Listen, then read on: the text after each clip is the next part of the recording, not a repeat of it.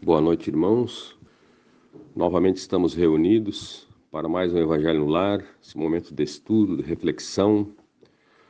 Inicialmente, vamos elevar os nossos pensamentos a Deus, nosso Pai, Criador da vida, ao nosso irmão e Mestre Jesus, nosso modelo e guia, aos Espíritos de luz que nesse momento encontram-se conosco, nos dando amparo e proteção. Com muita humildade no coração e no pensamento, agradecemos por mais essa oportunidade de estarmos ligados, unidos em pensamento, para esse momento tão importante que é a leitura do Evangelho. O Evangelho de hoje, irmãos, ainda do capítulo 12, Amai os vossos inimigos, dando seguimento no item que fala sobre o duelo, itens 13 e 14. Item 13. O duelo, como que outrora se denominava o juízo de Deus, é uma das instituições bárbaras que ainda reagem à sociedade.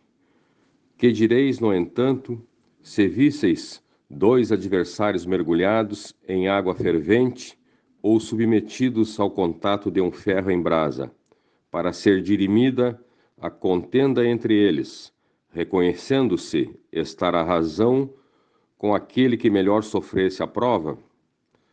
Qualificaríeis de insensatos esses costumes? Não é exato? Pois o duelo é coisa pior do que tudo isto. Para o duelista, destro, é um assassínio praticado a sangue frio, com toda a premeditação que possa haver, uma vez que ele está certo da eficácia do golpe que desfechará. Para o adversário, quase certo de sucumbir em virtude de sua fraqueza e inabilidade, é um suicídio cometido com a mais fria reflexão. Sei que muitas vezes se procura evitar essa alternativa igualmente criminosa, confiando ao acaso a questão. Mas não é isso voltar sob uma forma ao juízo de Deus da Idade Média? E nessa época infinitamente menor era a culpa? A própria denominação de juízo de Deus indica a fé ingênua. É verdade, porém, afinal, fé na justiça de Deus que não podia consentir sucumbisse um inocente, ao passo que no duelo tudo se confia à força bruta, de tal sorte que não é raro é o ofendido que se sucumbe. O estúpido amor próprio, tola vaidade e louco orgulho, quando sereis substituídos pela caridade cristã, pelo amor do próximo e pela humildade que o Cristo exemplificou e preceituou? Só quando isso se der desaparecerão esses preceitos monstruosos que ainda governam os homens e que as leis são impotentes para reprimir, porque não basta interditar o mal e prescrever o bem. É preciso que o princípio do bem e o horror ao mal morrem no coração do homem. Um Espírito Protetor, Bordeaux, 1861. Item 14. Que juízo farão de mim, costumais dizer, se eu recusar a reparação que me exige, ou de não a reclamar de quem me ofendeu? Os loucos, como vós, os homens atrasados vos censurarão, mas os que se acham esclarecidos pelo facho do progresso intelectual e moral dirão que procedeis de acordo com a verdadeira sabedoria. Refleti um pouco. Por motivo de uma palavra dita, às vezes impensadamente, ou inofensiva, vinda de um de vossos irmãos, o vosso orgulho se sente ferido. Respondeis de modo acre e daí uma provocação. Antes que chegue o momento decisivo, inquiris de vós mesmos se procedeis como cristãos? Que contas ficareis devendo à sociedade por privares de um de seus membros? Pensastes no remorso que vos assaltará por haverdes roubado a uma mulher o marido, a uma mãe o filho, ao filho o pai que lhe servia de amparo? Certamente, o autor da ofensa deve uma reparação.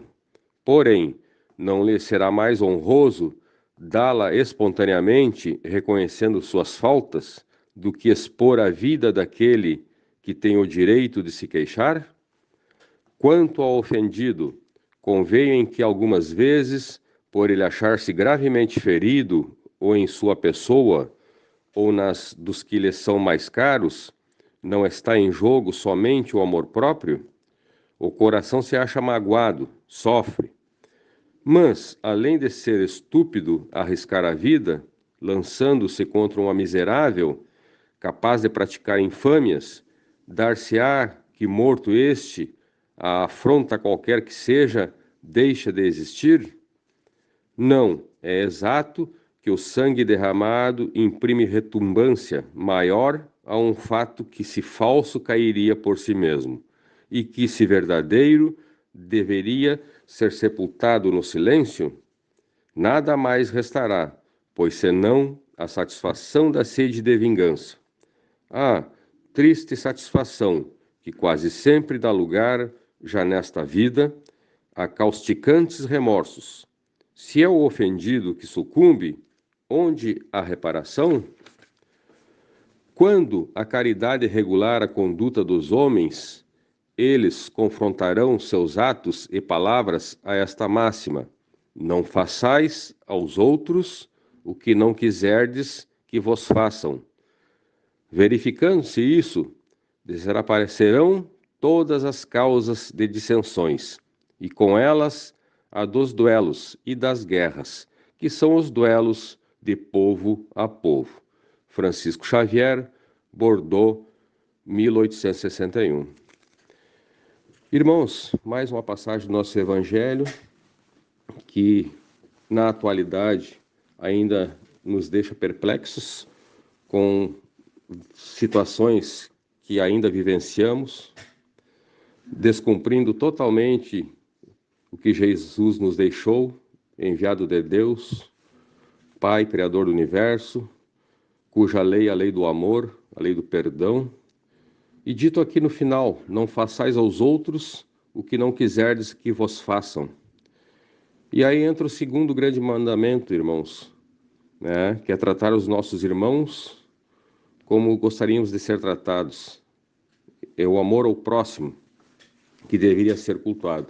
Mas o duelo ainda vivenciamos hoje, na atual estágio da humanidade, de formas diversas. São guerras, são muitas vezes duelos entre irmãos consanguíneos, familiares, nada mais para justificar e alimentar esse orgulho, né, a vaidade, onde a primitividade retorna nas criaturas, retorna aquele instinto animal do homem primitivo, e o duelo passa a se tornar como sendo uma solução para garantir ao mais forte fisicamente como saindo vitorioso. Mas, como dito aqui no nosso Evangelho, o duelo ele nos condena ao atraso, porque para a evolução, para avançarmos tanto espiritualmente como moralmente, precisamos trilhar o caminho reto, o caminho que leva ao Criador, que é o caminho do amor. Não é fácil, sabemos, dadas as adversidades que temos, mas o duelo seria a última, né? Não precisaria nem existir o duelo, como já falei, no estágio atual em que estamos vivendo. Mas, já num plano de regeneração, temos muito ainda a caminhar para superar esses desastres que mexem com a nossa vida e com a vida dos nossos irmãos. Com essas palavras, esse trecho, penso eu que já está realizado o comentário. Agora vamos novamente elevar o nosso pensamento a Deus, para agradecer então mais esta oportunidade de estarmos aqui unidos em pensamento, esse Evangelho da nossa Casa Espírita Eulália Nogueira, o nosso centro de luz, de amor, que nos fortalece, que nos envolve, nos protege. Vamos pedir primeiramente que essa luz divina que estamos recebendo nesse momento, seja irradiado nos trabalhadores da nossa casa, nos frequentadores, nos irmãos cujos nomes constam no nosso livro de irradiações, nas nossas listas de acolhimento, que todos sejam atendidos conforme a sua necessidade, o seu merecimento. Vamos olhar para o nosso lar nesse momento, visualizando mentalmente todos os cômodos, convidando os espíritos amigos que se encontram conosco, que façam a retirada de fluidos densos, de negatividades e que transformem nosso lar num ambiente purificado, onde reine a saúde, a paz, a harmonia e a serenidade.